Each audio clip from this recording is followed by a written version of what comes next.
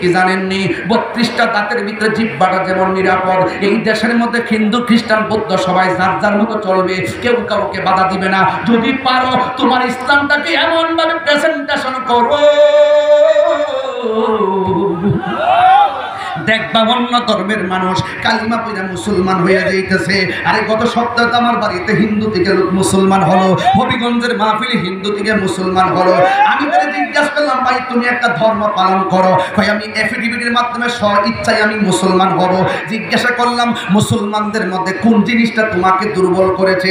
সে বলতেছে মুসলমান ধর্মের ভিতরে কত মায়া।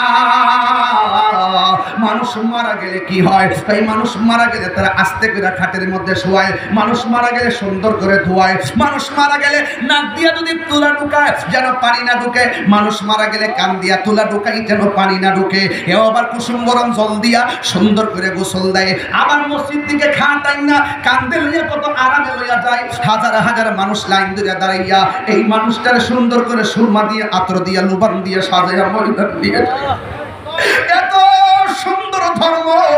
আরে কবরে নামাইবার সময় 2-3 জন কবরে লইয়া লামে আস্তে করে মাটির মধ্যে শুয়ায় যেন গায়ের মধ্যে ব্যথা না লাগে। এত মায়া, এত মায়া, এত মায়া।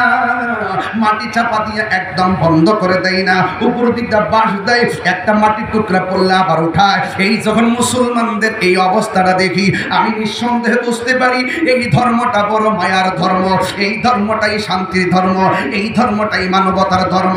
আমি যখন আপনাদের মানুষের ইন্তেকালের চিত্রটা দেখি তখন আমাদের কথা মনে হয়, আমার বাপ দাদার কথা মনে হয়, এদেরকে কিভাবে হাত পাও ভাঙ্গা এমন ভাবে সুন্দর এমন ভাবে বিদায় দেয়, আমার কাছে বড় কষ্ট লাগে। এই জন্য আপনাদের এই মুসলমানদের সহনশীলতা দেখে, মানবতা দেখে, human is the very important element for our life.